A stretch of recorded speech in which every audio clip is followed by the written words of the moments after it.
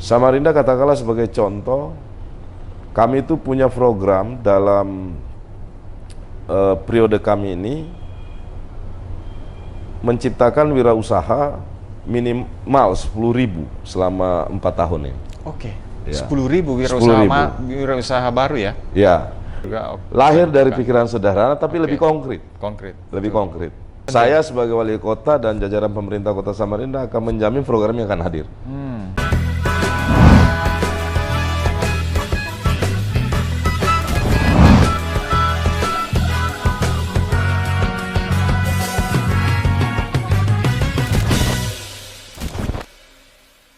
Terima kasih sahabat Aspeksindo, tetap bersama di podcast Aspeksindo Menyapa bersama membangun maritim Indonesia. Nah, tentu kan kita penasaran, sebesar apa sih anggaran yang dibutuhkan untuk melakukan revitalisasi di Muara Berau ini untuk mendukung moda transportasi yang semakin lama tentu akan semakin dibutuhkan pertumbuhan dan masivitas pergerakan transportasi khususnya di kawasan Muara yang disampaikan Pak Wali tadi. Nah, Pak Wali, anggarannya berapa Pak Wali? Kalau secara maksimum Iya. itu dipastikan ratusan miliar, bahkan mungkin kalau kita mau maksimal mungkin bisa mencapai triliunan. Besar juga. Tapi tentu so far nilai, ini produktivitasnya hasilnya sangat luar biasa. Oke.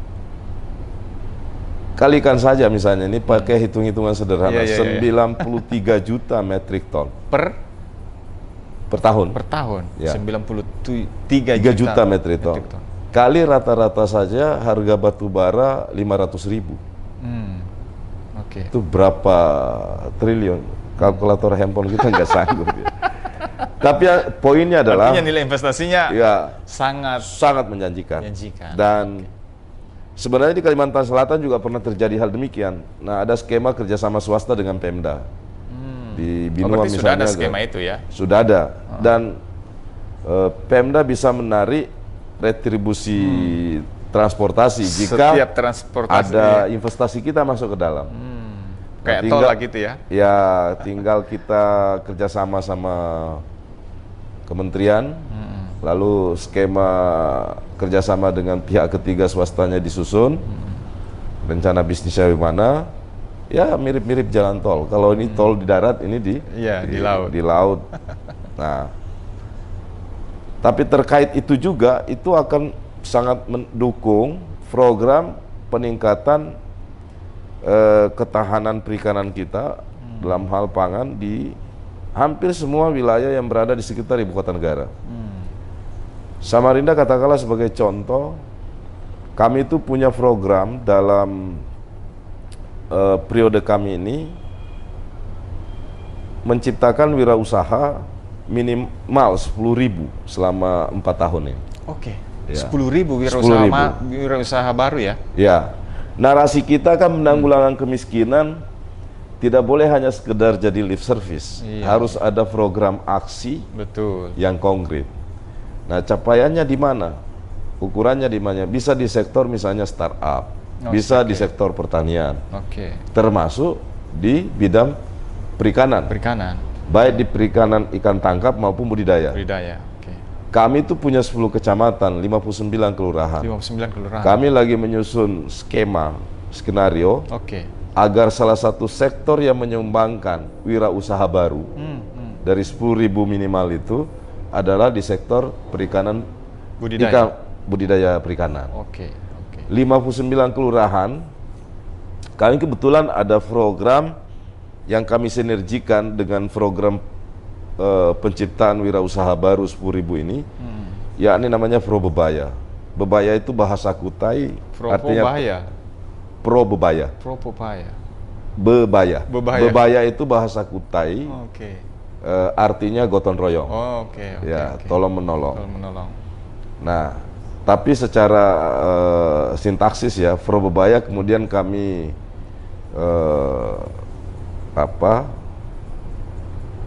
susun dalam dokumen perencanaan menjadi program pembangunan infrastruktur dan pemberdayaan masyarakat. Kami merencanakan alokasikan anggaran Pro Bebaya 100 juta hingga 300 juta per tahun di setiap RT. Jadi basisnya sudah RT. Malah basisnya RT, Pak Wali. Dan ini bentuknya nanti kegiatannya swakelola. Oke. Jadi masyarakat yang ikut merencanakan, yang membangun mereka terlibat dalam perencanaan. Jadi ada rembuk warga dengan ketua RT.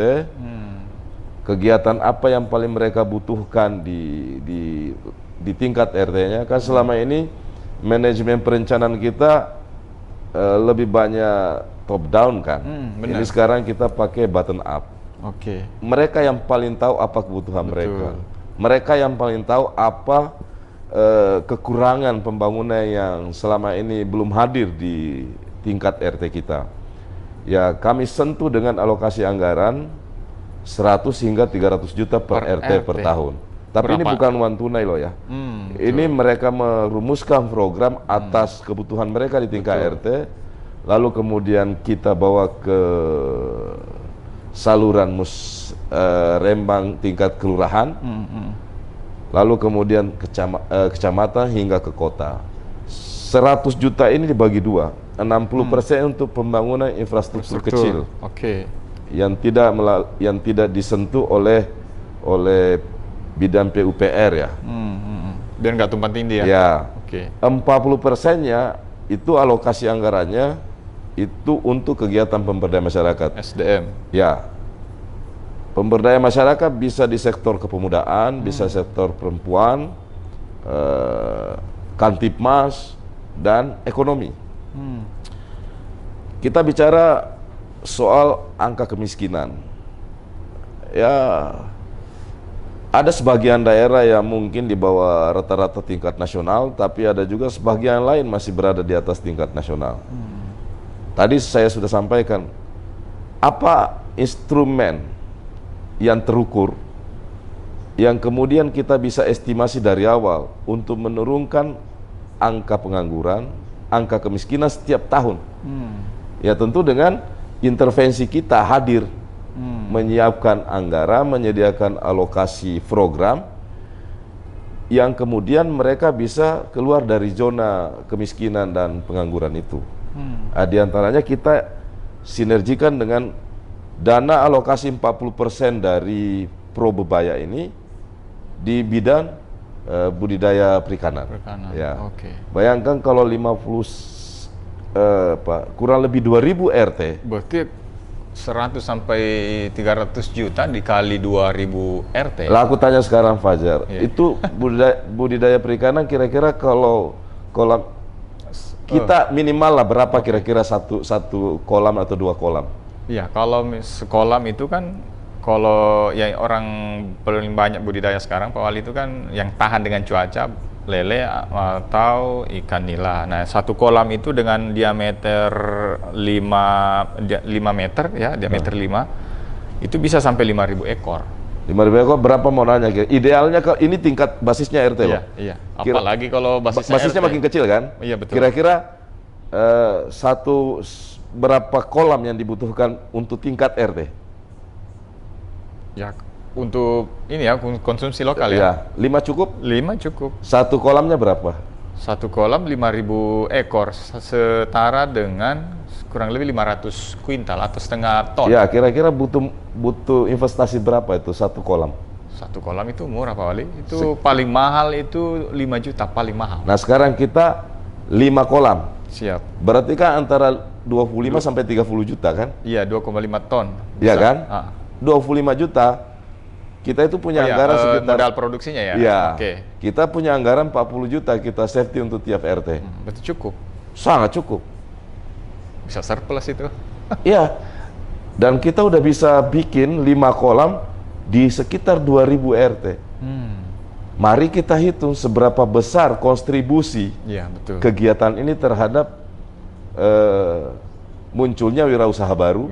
Dengan sendirinya akan mengurangi angka kemiskinan. Pengangguran ini juga. Lahir dari pikiran sederhana tapi lebih konkret. Lebih konkret.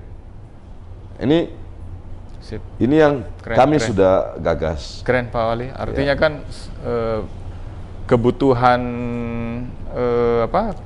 bahan dasar untuk UMKM terpenuhi dari hasil kolam budidaya itu ya. Iya. Kan di Samarinda kan terkenal dengan itu, makanan khasnya apa tuh? Amplang ya. Amplang. Nah itu kan daripada pakai ikan tenggiri yang nangkapnya susah.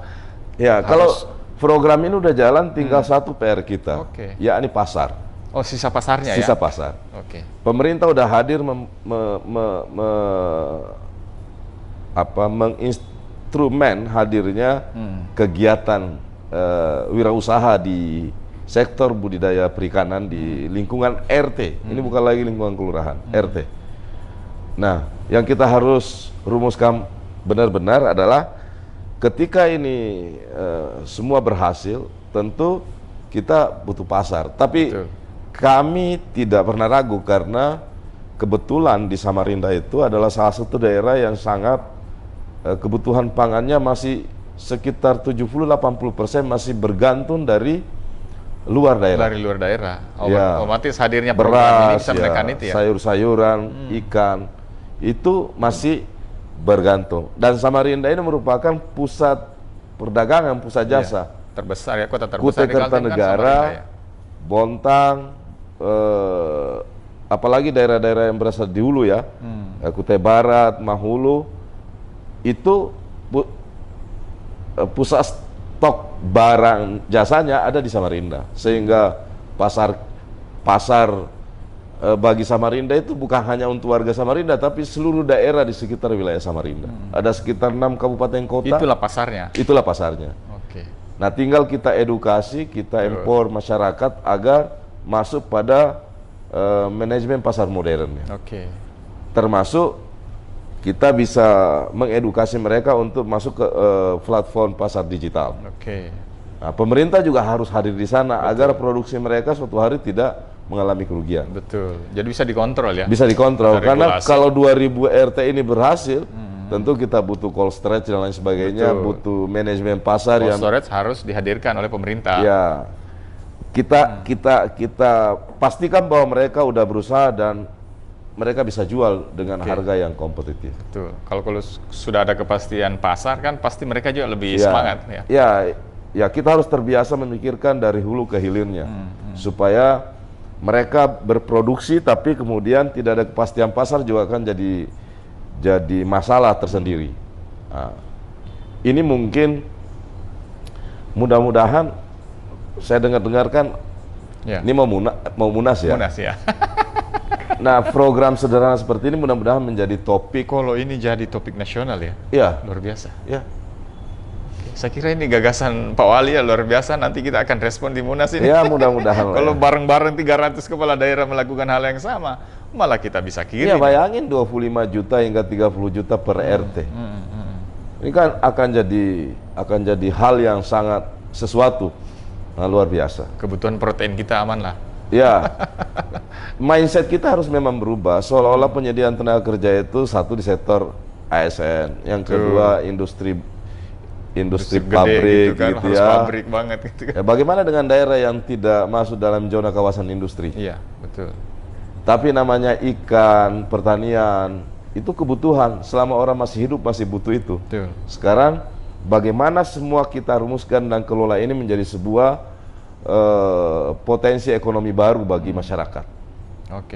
Di sanalah pentingnya negara, pemerintah mewakili negara di daerah masing-masing untuk hadir menjadi tidak sekedar hub tapi juga menjadi katalisator, fasilitator dan menghubungkan semua segmen baik di sektor pengadaannya, produksinya hingga ke pasarnya. Berarti akan terbentuk sebuah ekosistem yang luar biasa. Sahabat Speksindo, saya kira luar biasa ya gagasan yang kemudian akan menjadi gerakan aksi Pak Wali ini untuk menjawab tantangan pertumbuhan penduduk yang akan terjadi nanti di Kalimantan Timur. Dan tadi beliau juga sudah memberikan solusi bagaimana kalau ini menjadi program aksi nasional. Tentu negara kita kan surplus, itu baru satu spesies, baru ikan, mungkin itu pun ikannya baru satu jenis. Nah, kalau ini kita kembangkan dengan spesies-spesies lain, tentu menjadi ekonomi dan baru. syukur-syukur kalau aspek